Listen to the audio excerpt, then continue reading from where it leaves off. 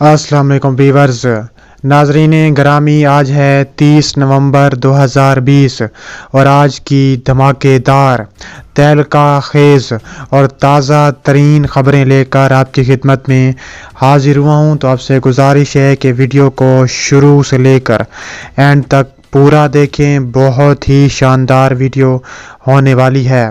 Video की तफसीलात में जाने से कबल आपसे गुजारिश है कि हमारी वीडियो को एक लाइक ज़रूर करें अगर आप पाकिस्तान से मोहब्बत करते हैं, और हमारे चैनल को सब्सक्राइब करके बेल आइकन पर ज़रूर क्लिक कर दें। अब चलते हैं आज की वीडियो की जानिब। वज़ीर आज़म इमरान खान तीनों मुसल्लह अफ़वाज के सरबराहों और वफाकी वज़रा के साथ ISI हेडक्वार्टर पहुँच गए। वज़ीर आज़म पाकिस्तान इमरान खान ने कौमी सलामती को दरपेश चैलेंजेस के ख़िलाफ़ ISI की पेशा वाराना सलाहियतों की तारीफ़ की है। इतवार को वज़ीर आज़म पाकिस्तान इमरान खान ने वज़ीर ख़ारजा शाह महमूद कुरैशी, वज़ीर मनसूबा बंदी Asad Umar, chairman joint chief of staff committee general Nadeem Raza, chief of army staff general Qamar Javed Bajwa, chief of air staff air chief marshal Mujahid Anwar Khan, chief of naval staff admiral Mohammad Amjad Khan Niazi, chief of general staff lieutenant general Sahir Shamshad मौजूद थे। इसके अलावा शुरका ने वज़ीर आज़म पाकिस्तान इमरान खान का इस्तकबाल किया। इजलास में आला कौमी और अस्करी क़यादत को इलाकाई और मुल्की सूरत हाल पर तफसील से आगाह किया गया। वज़ीर आज़म ने कौमी सलामती को दरपेश चैलेंजेस के ख़िलाफ़ ISI की पेशा वाराना सलाहियतों को सराहा है। अब हम वीडियो के दूसरे टॉपिक में बात करने वाले हैं कि फ़रांस से ताल्लुकात मुंतकिता करने का मामला। वज़ीर आज़म इमरान खान ने अहम कदम उठा लिया। वज़ीर आज़म इमरान खान ने गुस्ताखाना खाकों की इशाअत पर फ़रांस से सफ़ारती ताल्लुकात मुनकिता पर मुशावरत के लिए वफाकी काबीना का अहम इजलास मंगल को तलब कर लिया। ज़राए के मुताबिक इजलास में वफाकी काबीना फ़रांस से सफ़ारती ताल्लुकात मुनकिता करने से मुतल्लिक पॉलिसी फ़ैसला करेगी। वफाकी काबीना का इजलास इस्लामाबाद हाई कोर्ट के इस फैसले की रोशनी में तलब किया गया, जिसमें हाई कोर्ट ने वजारत खारजा को पॉलिसी फैसले के लिए समरी काबीना में पेश करने की हदायत की थी। काबीना डिवीज़न ने वजारत खारजा की समरी आइंदा इजलास के एजेंडे में शामिल कर ली है। यौम इस्तेहसाल कश्मीर। इसके अलावा वफाकी काबीना के इजलास में 14 नुकाती एजेंडे पर गौर किया जाएगा। वफाकी काबीना के इजलास में वजारत सेहत मरीज़ों के लिए इंजेक्शन की कमी में मंजूरी करेगी।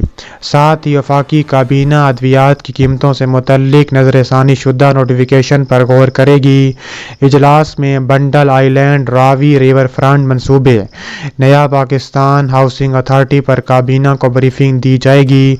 इजलास में वफाकी काबीना निजी एयरलाइन कंपनी एयर सियाल के लाइसेंस की तजदीद की मंजूरी देगी। वज़ीर आज़म इमरान खान की ज़ेरे सदारत होने वाले इजलास में जम्मू और कश्मीर की रियासती इमलाक के इस्तेमाल से मुतल्लिक ब्रीफिंग दी जाएगी।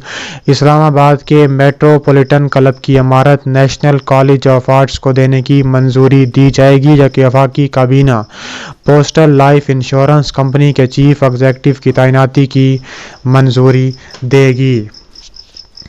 अब हम वीडियो के तीसरे टॉपिक में बात करने वाले हैं कि भारत को बड़ी सफारती शिकस्त। OIC ने मकबूजा कश्मीर से मुतल्लिक करारदाद मुतफ़िक़ा तौर पर मंजूर कर ली। OIC के नियामे में मुनक़िदा 47वें इजलास में पेश करदा करारदाद हफ्ते को मुतफ़िक़ा तौर पर मंजूर कर ली गई है, जिसमें वज़ीर ख़ारजा कौंसिल ने कश्मीर काज के लिए अपनी भरपूर हमायत का अदा किया है।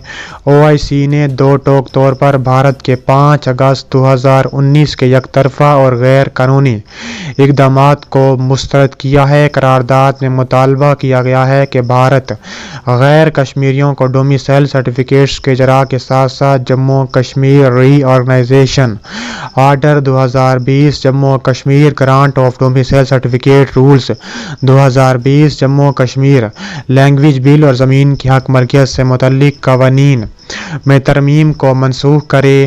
RSS بی جے پی حکومت کی اختیار کردہ پالیسیوں کو مسترد کرتے ہوئے OIC کے 57 ممالک نے بھارت سے کہا ہے کہ متنازع خطے میں آبادی کا موجودہ تناسب تبدیل کرنے کے ہر قسم کے اقدامات سے باز رہے۔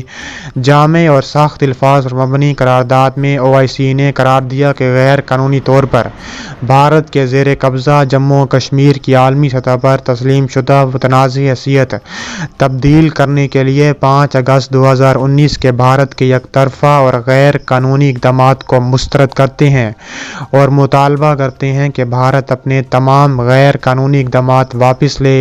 بھارت سے مطالبہ کرتے ہیں کہ غیر کشمیریوں کو ڈومیسائل سرٹیفکیٹ کا اجرا منسوخ اور 5 اگست 2019 سے اب تک غیر قانونی طور پر بھارت کے زیر قبضہ جموں و کشمیر میں کیے گئے تمام غیر قانونی اور یک طرفہ اقدامات واپس لیے جائیں، جبکہ متنازع خطے میں آبادی کا موجودہ تناسب تبدیل کرنے کے ہر طرح کے اقدامات سے باز رہے۔ غیر قانونی طور پر بھارت کے زیر قبضہ جموں و کشمیر میں قابض بھارتی افواج کی جانب سے انسانی حقوق کی سنگین پامالیوں اور بھارتی دہشت گردی کے ایسے تمام واقعات کی شدید ترین الفاظ میں مذمت کرتے ہیں جو بے گناہ کشمیری عوام کو ناقابل بیان تکالیف پہنچانے کا ذریعہ ہیں۔ غیر قانونی طور پر بھارت کے زیر قبضہ جموں و کشمیر کے عوام کے خلاف قابض بھارتی افواج کے انسانیت سوز جرائم اور ریاستی سرپرستی میں دہشت گردی انتہائی افسوسناک ہے۔ جعلی مقابلوں اور تلاشی و چھاپوں کی کارروائیوں میں ماورائے عدالت ہلاکتوں اور اجتماعی سزا کے طور پر گھر اور نجی املاک گرانے کی مذمت کرتے ہیں۔ بے گناہ شہریوں کے خلاف بھارتی قابض فوج کے پیلٹ گنز کے دوبارہ استعمال کی مذمت کرتے ہیں۔ بھارتی افواج کی کشمیری خواتین کو ہراساں کرنے کی مذمت کرتے ہیں۔ OIC کے سیکرٹری جنرل کے جموں و کشمیر کے لیے نمائندہ خصوصی 2 سے 6 مارچ 2020 کے پاکستان اور آزاد جموں و کشمیر کے دورے کا خیر مقدم کرتے ہیں۔ OIC کے جموں و کشمیر رابطہ گروپ کے 25 سپتمبر 2019 اور 22 جون 2020 کو منعقدہ وزارتی اجلاس میں متفقہ طور پر منظور کردہ اعلامیوں میں بیان کردہ جذبات کی توثیق کرتے ہیں۔ بھارت پر زور دیتے ہیں کہ انسانی حقوق کے لیے عالمی برادری کو اعتماد میں لے ورنہ سخت ایکشن لیا جائے گا۔ اب ہم ویڈیو کے نیکسٹ ٹاپک میں بات کرنے والے ہیں کہ افغانستان میں امریکہ کے 10 فوجی اڈے بند، امریکہ میڈیا نے بھانڈا پھوڑ دیا۔ امریکہ نے رواں برس طالبان کے ساتھ امن معاہدے کے بعد سے تاحال اپنے 10 فوجی کیمپس بند کر دیے ہیں، جبکہ قندھار ایئر فیلڈ اور جلال آباد ایئر بیس میں بھی گنتی کے امریکی فوجیوں کے گھر رہ گئے ہیں۔ واشنگٹن پوسٹ میں شائع ہونے والی ایک رپورٹ میں دعویٰ کیا گیا ہے کہ 29 فروری کو دوحہ میں امریکہ اور طالبان کے درمیان ہونے والے امن معاہدے کے بعد سے افغانستان میں اب تک 10 امریکی فوجی اڈوں کا بند کر دیا گیا۔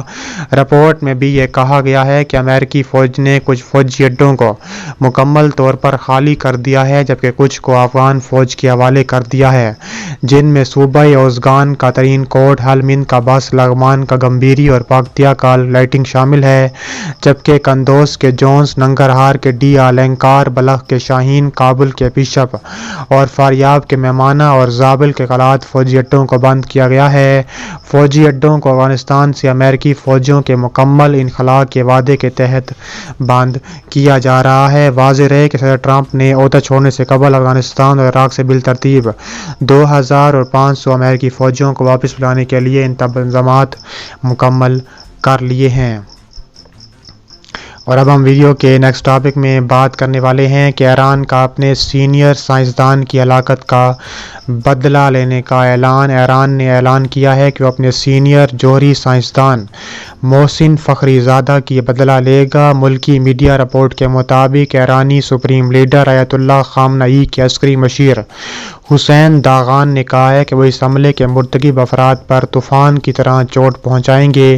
اقوام متحدہ میں ایران کے سفیر ماجد تخت روانچی نے کہا ہے کہ یہ قتل بین الاقوامی قوانین کی واضح خلاف ورزی ہے اور اس کا مقصد خطے میں افراتفری پھیلانا ہے۔ ایران کے وزیر خارجہ جواد ظریف نے اسے ایک ریاستی دہشت گردی قرار دیتے ہوئے الزام عائد کیا ہے کہ اس میں اسرائیل کے ملوث ہونے کے اشارے موجود ہیں۔ اب ہم ویڈیو کے نیکسٹ ٹاپک میں بات کرنے والے ہیں کہ عراق اپنے فضائی تسلط کی حفاظت کے لیے S-400 ڈیفنس سسٹم کی مخالفت کر رہا ہے۔ عراقی پارلیمنٹیرین کے ایک رکن نے کہا ہے کہ امریکی خطے میں فضائی تسلط حاصل کرنے اور اس کے ساتھ ہی منافع بخش اسلحے کے سودے میں ہونے کے خوف سے عراق کے روسی ساختہ S-400 دفاعی نظام کی خریداری کا سختی سے مخالف ہے۔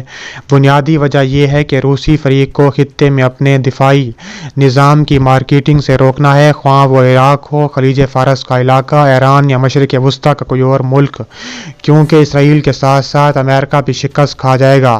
عراقی پارلیمنٹ کی سلامتی اور دفاع کی کمیٹی کے رکن محمد البلدوی نے پیر کو بتایا ہے کہ عراقی ممالک کی فضائی حدود اور اسرائیل مخالف مقامات کو نشانہ بنانے کے لیے اس کی نقل و حرکت پر پابندی ہوگی۔